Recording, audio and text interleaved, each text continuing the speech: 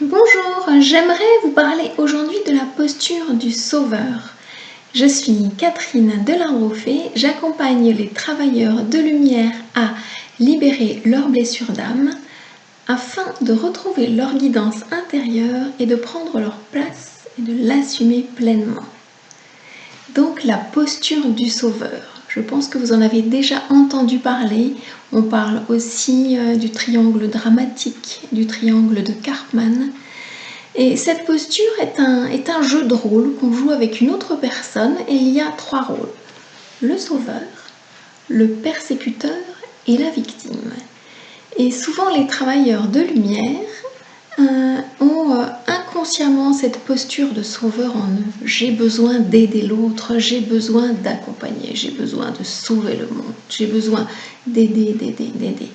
Soit, mais la première personne qu'il vous faut aider en tant que travailleur de lumière, c'est vous-même.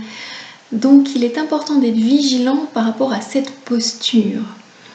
Et comme elle est inconsciente, souvent ça se joue à deux.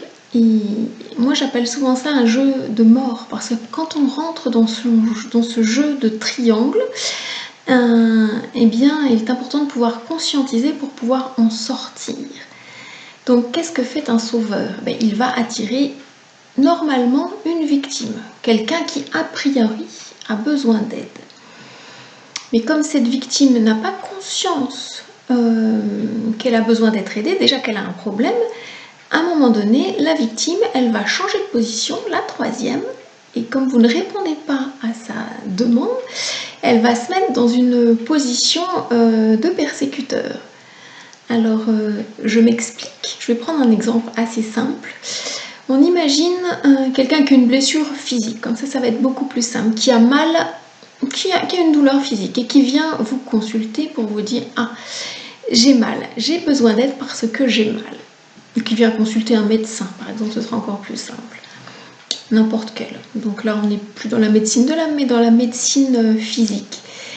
Et la personne, qu'est-ce qu'elle va faire? Elle va commencer à questionner. Où est-ce que vous avez mal? Mais j'ai mal, il faut que vous me soulagiez, j'ai mal au genou. Ok. Et donc, on va trouver un médicament pour le genou. Et sauf que la victime, elle n'existe que dans son rôle de victime. Donc, elle va revenir. Puisque après, la douleur, ce sera bien évidemment déplacée dans un autre endroit du corps.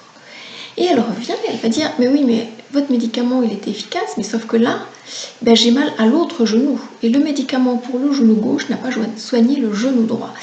Donc, j'ai besoin d'un nouveau médicament pour soigner ce genou-là. » Et que se passe-t-il? Eh bien, il se passe que, voilà, vous allez en tant que sauveur donner autre chose pour soigner. Et comme la personne victime n'existe que dans ce rôle de victime, comme je le disais, vous ne trouverez pas le bon médicament, puisque de toute façon, ça n'est pas soignable. Son mal, c'est le cas de dire, ses mots, sont le fait d'exister par rapport à ses douleurs. Donc, à un moment donné, elle va dire, cette personne n'est pas bonne, cette personne ne me guérit pas, ne me soigne pas correctement. Et à un moment donné, elle va changer de praticien, d'accompagnant, parce que vous ne pouvez l'accompagner, vous ne pouvez l'aider. La blessure se promène en fait. Donc tout cela pour illustrer que, en tant que sauveur, vous allez être amené à rencontrer des personnes qui, sans le dire, auraient besoin d'être sauvées, se mettent en position de victime. Et il existe 2 antidotes pour pouvoir se sortir de ce triangle dramatique, de ce triangle inconscient. Déjà, c'est apprendre à vous observer.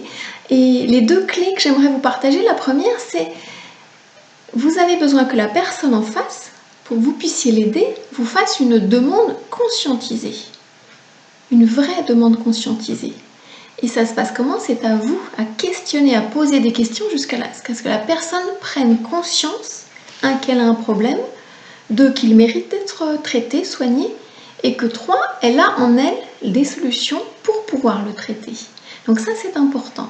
Et le second point, c'est de vraiment contractualiser, passer un contrat oral, par exemple, ou écrit, ça dépend un petit peu comment vous envisagez de vous positionner, pour que la personne elle puisse s'engager à un moment donné dans cette démarche de conscience, de développement personnel et spirituel pour pouvoir aller au bout avec un outil de mesure par rapport à la fin de ce contrat. Quand est-ce que vous saurez que ce que vous êtes venu chercher auprès de moi, vous l'avez trouvé?